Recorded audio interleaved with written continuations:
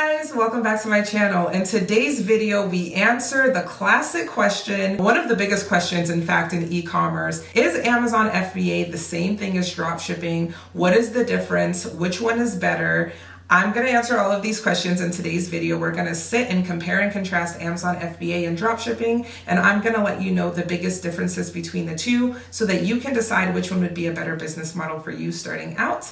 If you do like the video, go ahead and give it a thumbs up and don't forget to subscribe to the channel. With that, let's jump right in. So before I get started comparing and contrasting these two different business models, I want to first just tell you what each of them is before we get into the details. So Amazon FBA stands for Fulfillment by Amazon, FBA. And all that means is that Amazon holds your inventory, so they store it in their own fulfillment centers that they have all across the US and all across the world, in fact.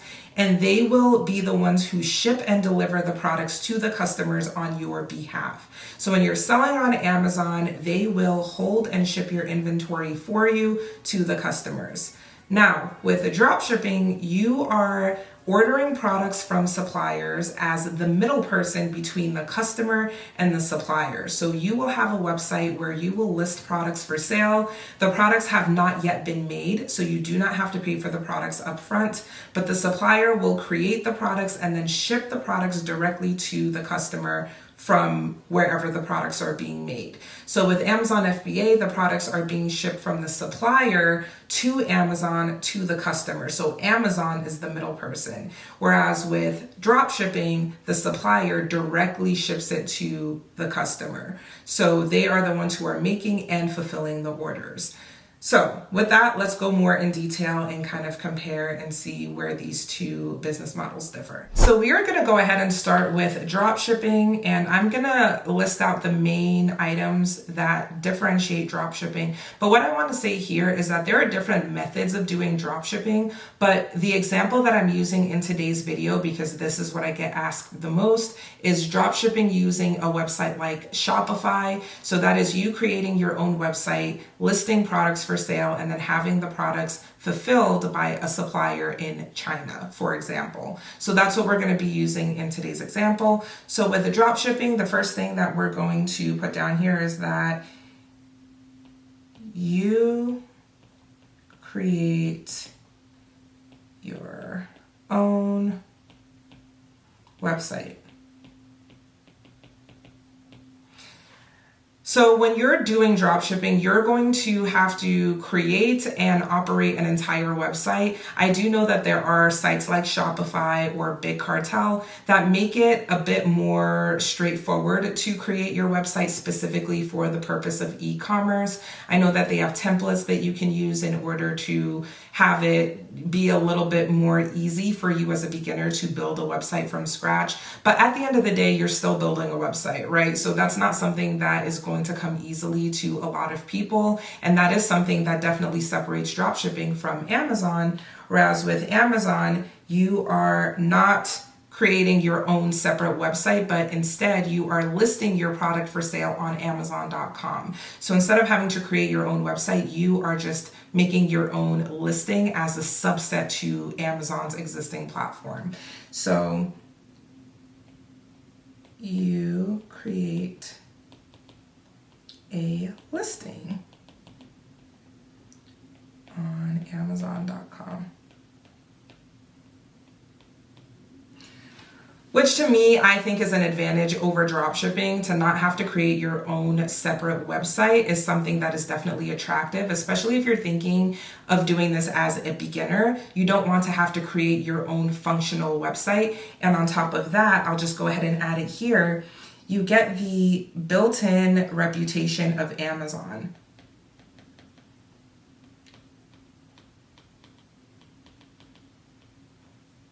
And what I mean by a built-in reputation is when you're selling on your own website through Shopify, your website is unknown, right? The people who land on your website who might be looking to buy a pair of sunglasses or a phone case or whatever you're selling, they have no idea who you are. They have no idea if they are shopping on a trustworthy website. They don't know if their information is going to be secure or safe. They might feel nervous about putting in their credit card information because of the fact that they don't know who owns the website. You're going to have a lot more hesitation because you don't have any validation that you are a legitimate website. So with Amazon, what I mean by saying you get that built-in reputation is that people already know that what Amazon is. They know that they're going to get their stuff. They know it's reliable, and they know that their payment information is going to be secure.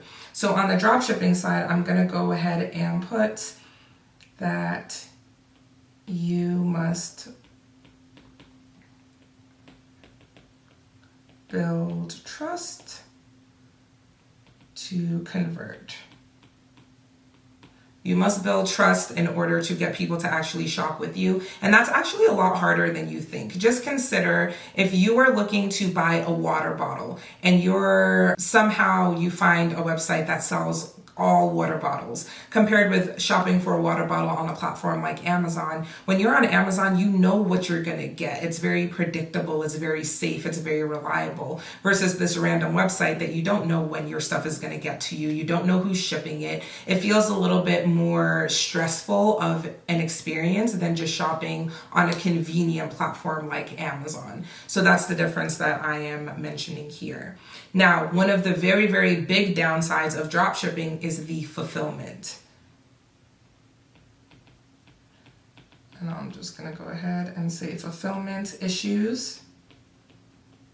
And this is something that I've heard about from many different people who say that it's very, very tricky when you are trying to get your orders shipped to your customers. And one of the biggest reasons for this is the simple fact that your products are traveling a very long distance. So for example, if you're selling your product, let's call it a water bottle, and your supplier is located in China, your supplier is going to have to get that product all the way from their warehouse in China to your customer that could be anywhere. So let's just say that they're in New York in the United States. Your customer is going to be the one who is waiting the 1 week, 2 weeks, 3 weeks, a month or more for the products to be shipped from China. Versus selling on Amazon FBA, your products are already at the Amazon fulfillment centers. Remember, I said that there are dozens across the US. So that same customer in New York, their order would be fulfilled in 1 to 2 days with Prime shipping versus, who knows, a month or more, maybe less, a couple weeks with a drop shipping. So just the speed at which your customers are going to get their orders is going to be significantly better with Amazon FBA. So I'm going to go here and say easy fulfillment.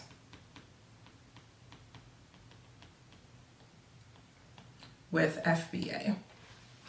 A very, very big factor there. And trust me when I say that this is a very common issue that I hear from a lot of dropshippers, is just the issues with getting the products to their customers.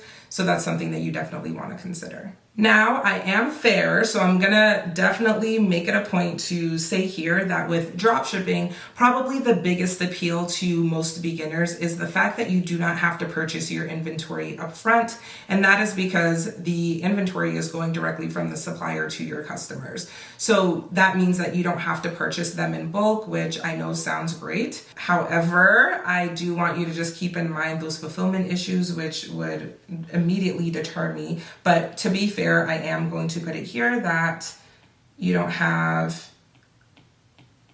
no upfront cost for inventory.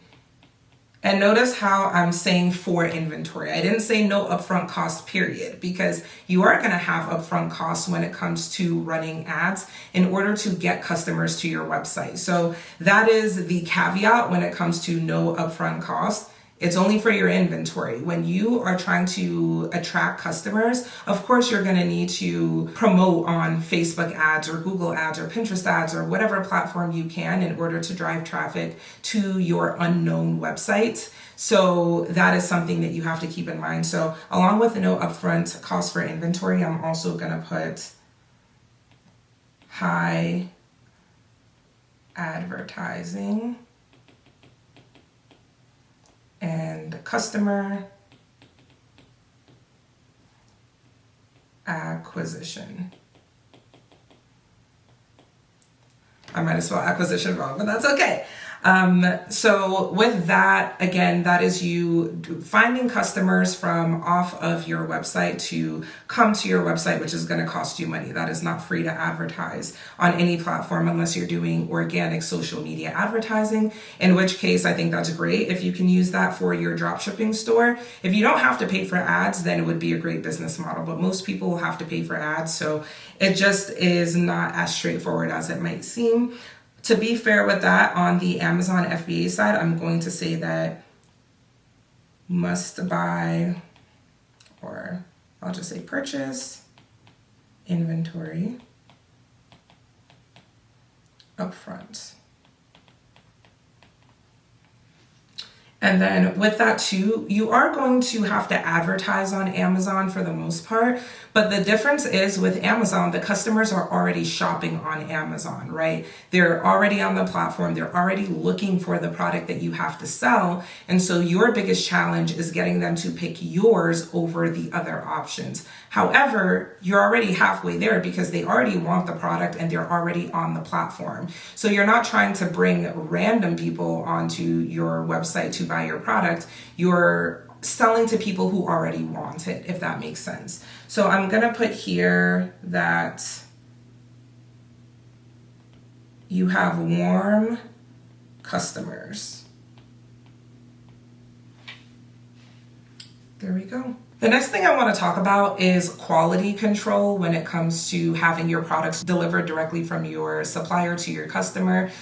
From what I can understand with the drop shipping, it is not common to have inspections done on your inventory. And that's because your inventory is getting made and delivered on an as needed basis, right? They're not making your items in bulk. They're just going to do it whenever you have an order. And so there wouldn't really be a realistic way to have your inventory be inspected compared with Amazon FBA, where all of your items are being made in bulk. And yes, you do have to pay for them. However, you get that peace of mind of having an inspection done and knowing that the quality of the product is what you would expect. So you can know that your products have been made correctly. You can know that they're packaged well and securely because everything is being made at one time. So under drop shipping, I'm going to say quality control issues.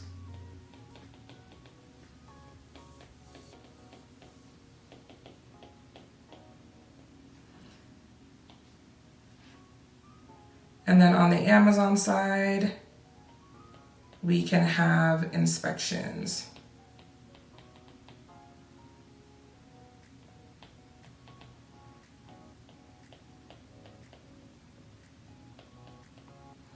To ensure good quality. So the main thing that these two business models have in common is that you are selling products online. So they're both e-commerce.